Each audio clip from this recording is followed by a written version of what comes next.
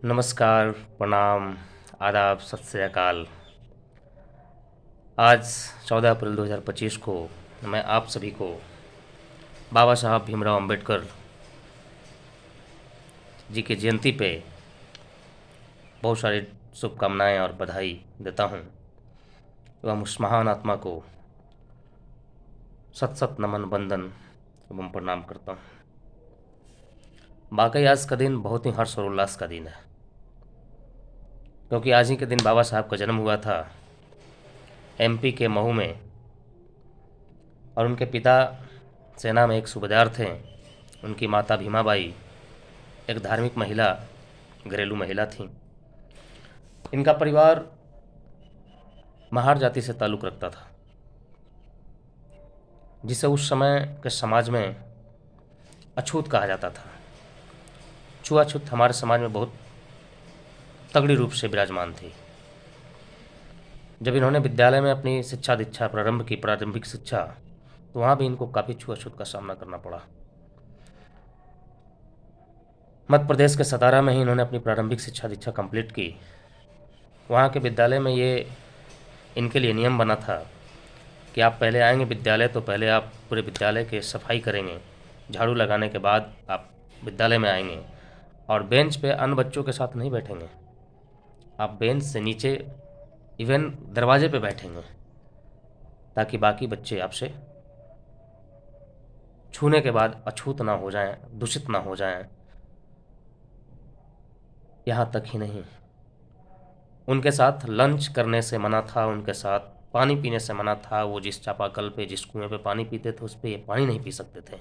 इनके लिए उस विद्यालय में अलग से एक घड़ा रखा गया था, और उस घड़े से भी ये खुद पानी नहीं ले सकते थे। उससे पानी लेने के लिए एक चपरासी होता था उस विद्यालय का, वो जब इनको पानी देता था तब ये पीते थे।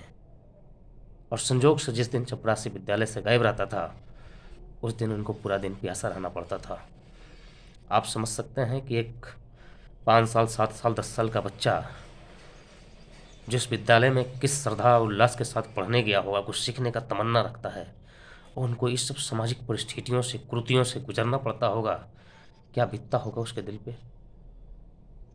आप हम सब आज स्वतंत्र हिंदुस्तान में जिस चैन के साथ, सुकून के साथ सोते हैं, जीते हैं, पढ़ते हैं, खाते हैं, अपना ज़िंदगी जीवन व्यतीत करते हैं, आप कभी कल्पना कीजिए उनके जीवन के बारे में, कैसा उनका जीवन रहा होगा। खैर, विशेष आप उनकी जीवनी जब पढ़ेंगे तो आपका रोम रोम, यदि आप सच्चे राष्ट्रभक्त हैं तो खौल उठेगा आपका खून। उसके बाद उन्होंने अपनी प्राथमिक शिक्षा कंप्लीट करने के बाद सतारा डिस्ट्रिक्ट से चले गए मुंबई विश्वविद्यालय। वहाँ से उन्होंने अपना स्नातक की पढ़ाई कंप्लीट की, और वो स्नातक करने के बाद वो कोलंबिया यूनिवर्सिटी अमेरिका में है, वहाँ चले गए। उन्होंने इकोनॉमिक्स से पीजी किया, यानी एमए किया। उसके बाद पीएचडी कंप्लीट किया, और फिर उन्होंने लंदन स्कूल ऑफ इकोनॉमिक्स से इकोनॉमिक्स की उपाधि ली, दो दो जगह से। बाद में उन्होंने पॉलिटिकल साइंस, लॉ की पढ़ाई की, बैरिस्टर भी बने, और भी कई तरह की डिग्रियां उन्होंने ली, साइंस की भी पढ़ाई की। हर तरह की डिग्रियां उनके पास मौजूद थी। गिनवाने के लिए बैठा जाए तो आप गिनती नहीं कर पाएंगे इनकी, उनके पास इतनी डिग्रियां थी। और सिर्फ डिग्रियां ली नहीं थी, हासिल की थी। उस समाज से, जिस समाज से वो जूझ रहे थे, और जब ये डिग्रियां हासिल कर रहे थे, उसी वक्त उनके परिवार में एक एक करके, कोई कभी उनके बेटे, कभी उनके बच्चे, तो कभी उनके बड़े भाई, कोई ना कोई परिवार का इस दुनिया को छोड़ करके चला जा रहा था। और उस स्थिति में भी वो अपने समाज की सुदृढ़ता के लिए, अपने समाज की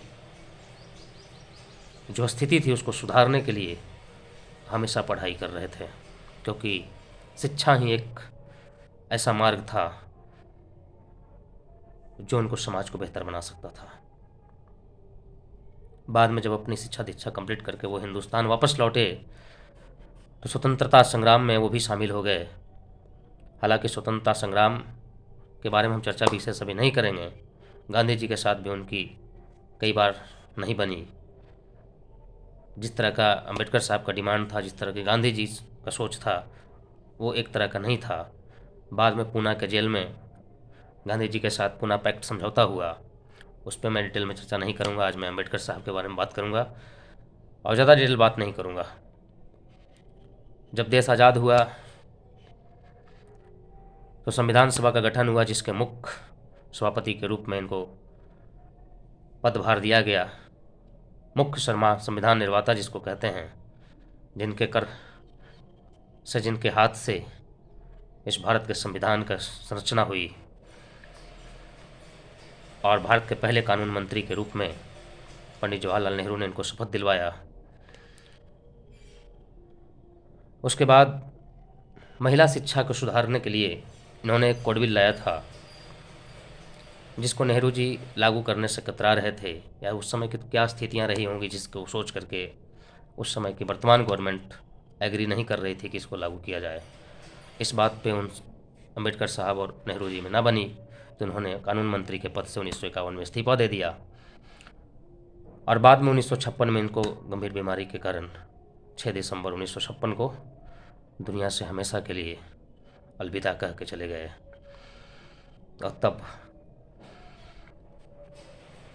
वही प्रस्ताव हिंदू कोड बिल के रूप में पास किया गया, जिसका देन है कि आज हिंदुस्तान के चाहे किसी भी जाति की महिला हो, चाहे वो अग्री जाति की हो, पिछड़ी जाति की हो, चाहे तो दलित या महादलित समाज की महिला हो, यदि आज उसको पढ़ने का अधिकार है, यदि आज वो किसी पद पर सुशोभित है, तो उसका सिर्फ और सिर्फ देन डॉक्टर बी.आर. अम्बेडकर साहब का है। एहसान मानिए उनका। और साथ ही एक और महान नायिका सावित्रीबाई फुले, जिनका जन्म 3 जनवरी 1831 को हुआ था, और इनके पति 11 अप्रैल 1827 को इनका जन्म हुआ था। इस पर भी एक छोटी सी मैं बात कह दूं कि 11 अप्रैल आज से 3 दिन पहले ही एक मूवी रिलीज़ हुई है ज्योतिबा राव फुले और उनकी पत्नी सावित्रीबाई फुले के ऊपर। ये भी एक महान नायक थे। इन्होंने भी स्त्री शिक्षा, महिला शिक्षा, जाति प्रथा और दलितों के अधिकार के बारे में बहुत लंबी लड़ाई लड़ी। उसी दौर के थे, अम्बेडकर साहब के ही दौर के। तो अम्बेडकर साहब और सावित्रीबाई फुले, ज्योतिबा राव फुले ने महिला शिक्षा में जो योगदान दिया है, इतिहास इसको सदैव याद रखेगा। और बड़ा गर्व होता है इनका नाम लेते हुए मुझे। मैं तो प्योर अम्बेडकरवादी हूँ। महिला शिक्षा के उत्थान में अम्बेडकर साहब ने अपना पूरा योगदान दिया, दलितों के उत्थान में पूरा योगदान दिया, जाति प्रथा उन्मूलन में इनका बहुत बड़ा योगदान रहा। ठीक ही लिखा है आज एक सर ने इस ग्रुप में, संतोष सर, कि कोई रामायण लिखता है, कोई कुरान लिखता है, और जो इन तमाम कृतियों से जूझते हुए शिक्षा ग्रहण करता है, वो भारत का संविधान लिखता है। अंत में मैं यही कहूँगा अपने सभी लोगों से, हिंदुस्तान के सभी वासियों से, कि अपने समाज के लिए, अपने लिए, अपने परिवार के लिए, अपने देश के लिए यदि कुछ करना चाहते हैं तो एक ही रास्ता है, शिक्षा।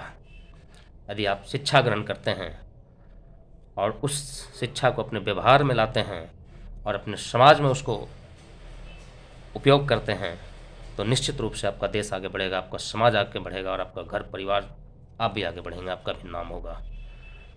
क्योंकि अम्बेडकर साहब का कहना था कि शिक्षा वो शेरनी का दूध है जो पिएगा जो दहाड़ेगा। धन्यवाद। इतना ही आज के।